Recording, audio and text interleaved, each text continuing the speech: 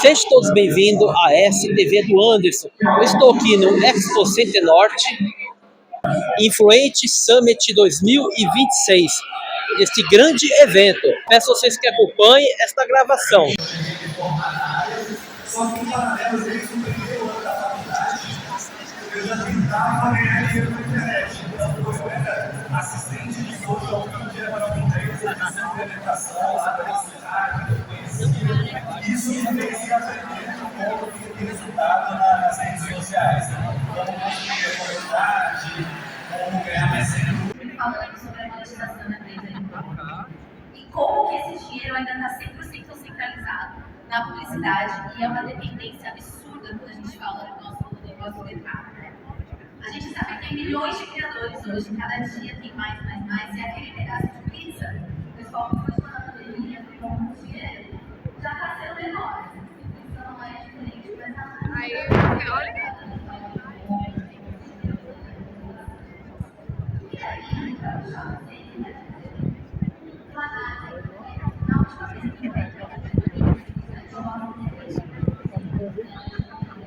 ainda tem da publicidade. Então eu quero abrir a mesa perguntando por que mesmo depois de anos, a gente aqui no palco conversando, o mercado todo acontecendo, por que a gente ainda não policiar, independente desse negócio chamado hashtag? Vai, Sávio, a gente. Gente, bom dia, Maria.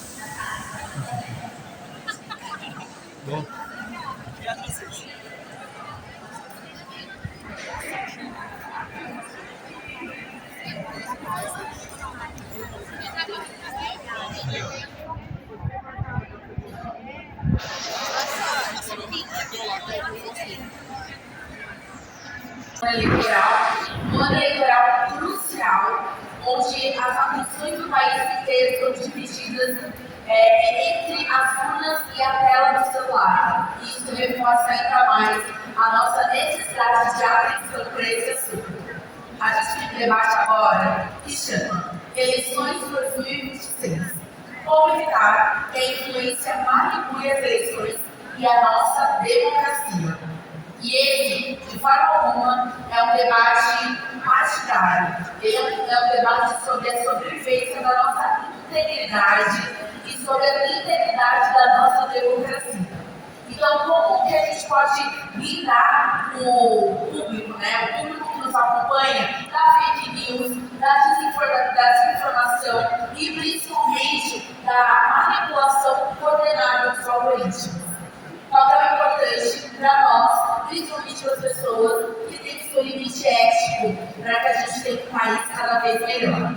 Para essa conversa extremamente importante, para a gente destacar esses nós e também para a gente trazer soluções a essa conversa, eu quero chamar aqui o Vinícius Magalhães, da Banca Digital, e também quero chamar, por favor, Vinícius, pode subir, o Júlio Emílio, do Saquinho de Lixo, Tudo bem?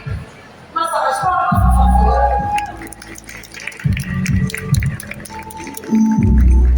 E para guiar esse debate com um vigor técnico, ele que é advogado, consultor, professor de direito, alguém que estuda diretamente as fronteiras complexas entre a tecnologia, a legislação e o comportamento social, por favor. Uma salva de palmas para Francisco.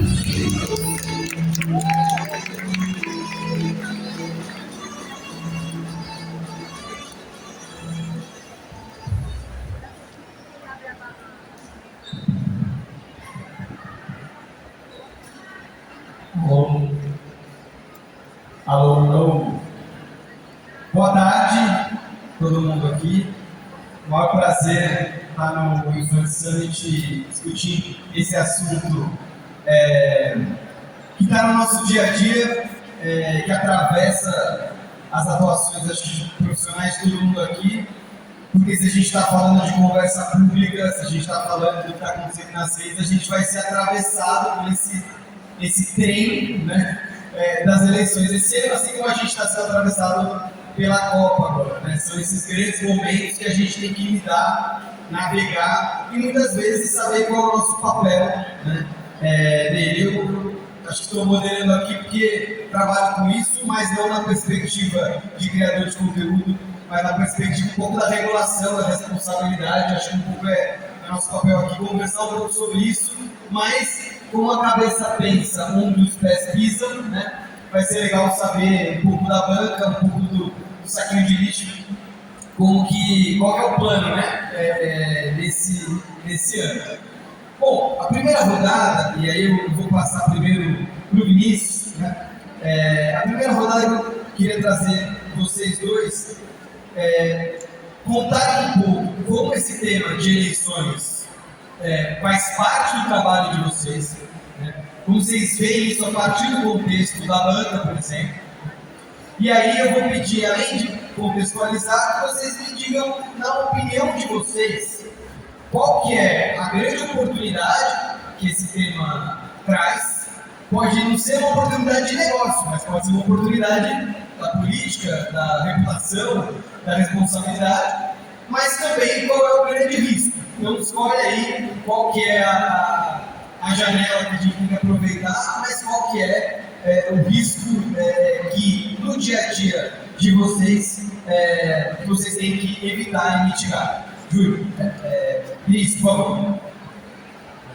Boa tarde a todos. Obrigado pela presença, obrigado Júlio, obrigado Chico por painel. Pessoal, me chamo Vinícius, sou publicitário, sou estrategista de comunicação, trabalhei durante muitos anos em Brasília como estrategista de comunicação do governo federal, me mudei para São Paulo como estrategista de comunicação pelo Twitter,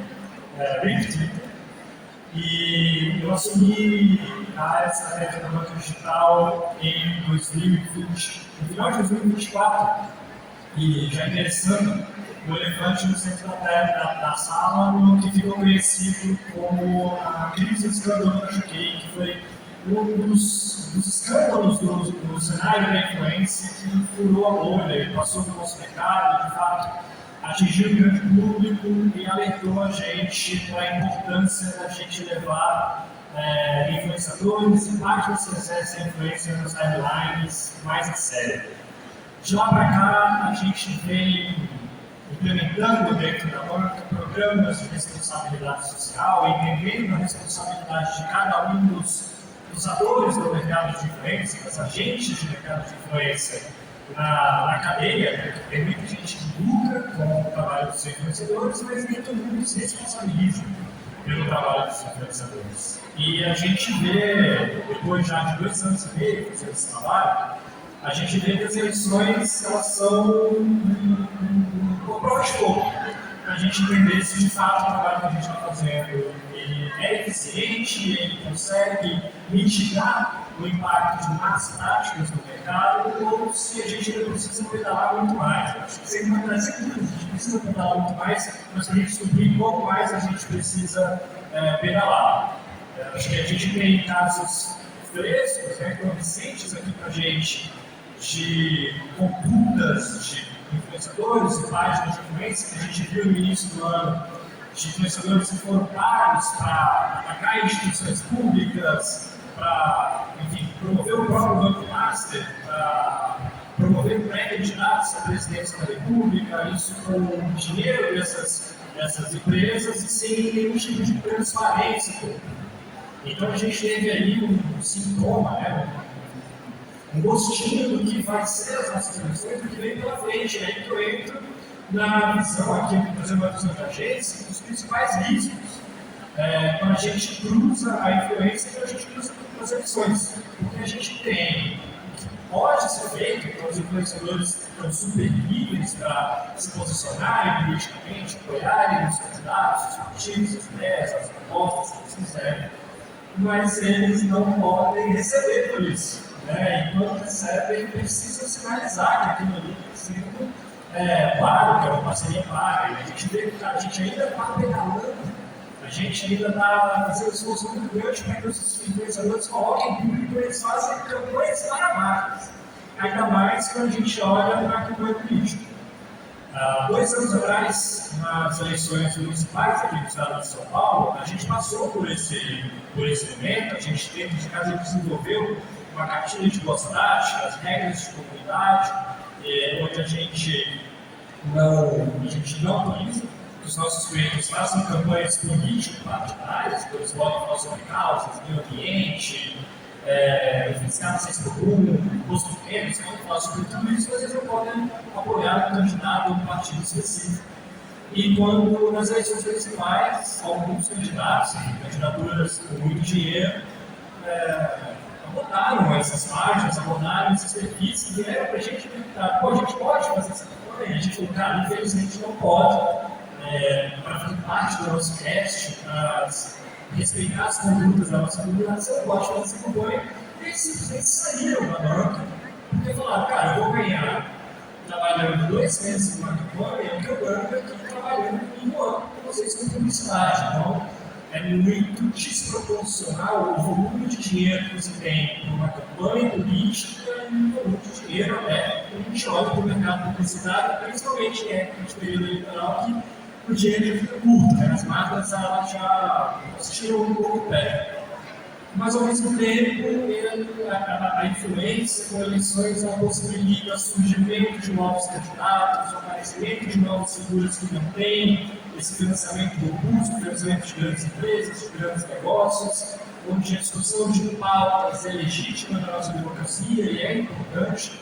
Então, concluindo aqui minha fala, eu acho que o cruzamento de influenciadores com a política é importante para um debate rico e democrático, mas ao mesmo tempo ele é muito perigoso no sentido de enviesamento da população e de falta de transparência nessa parceria entre candidatos e influenciadores. E aí, Júlio, para você? Cara, isso aqui começou a acontecer em 2018, foi o ano da eleição. Então, a gente precisava muito de um espírito humano naquele ano e toda a nossa assistência é completamente política. Assim. Então, a gente tem uma experiência muito diferente dos agenciados da banca, que é a gente gosta muito sobre política. A gente defende muitas causas, a gente faz tudo que dá para fazer pelo que a gente acredita. Né? E eu experimentei essa responsabilidade, mas eu fico também pensando que os influenciadores, eles têm sim um papel nisso. De fato, ser transparente com as pessoas. Se você está recebendo dinheiro para fazer um post, você tem que dizer. Não tem como não colocar público.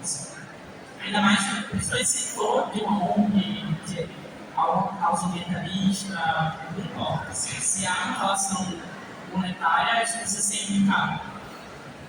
E aí eu acho que o legal desse momento que a gente vive é, ao mesmo tempo, novas vozes, novas pessoas, novos perfis falando sobre coisas que talvez não tivessem os holofotes que tem hoje.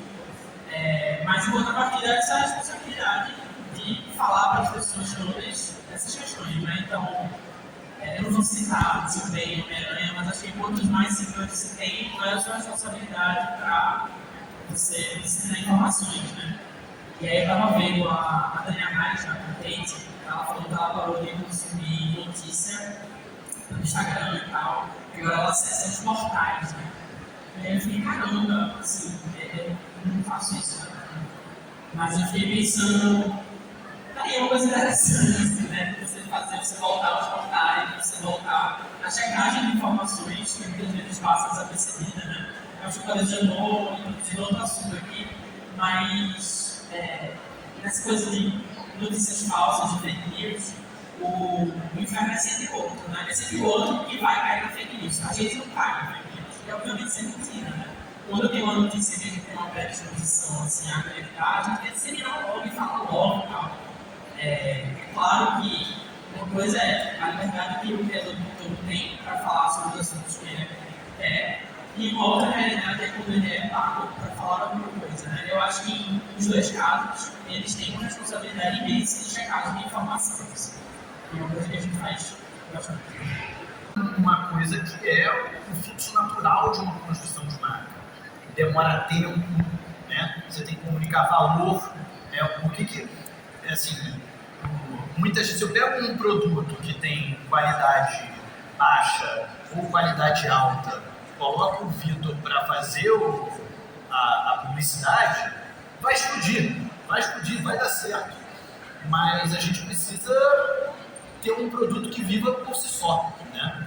Então, é aí que é o desafio, onde a gente tem que achar um equilíbrio. Esse é o desafio de todas as empresas que trabalham com criadores, assim, são sócias, né, de criadores.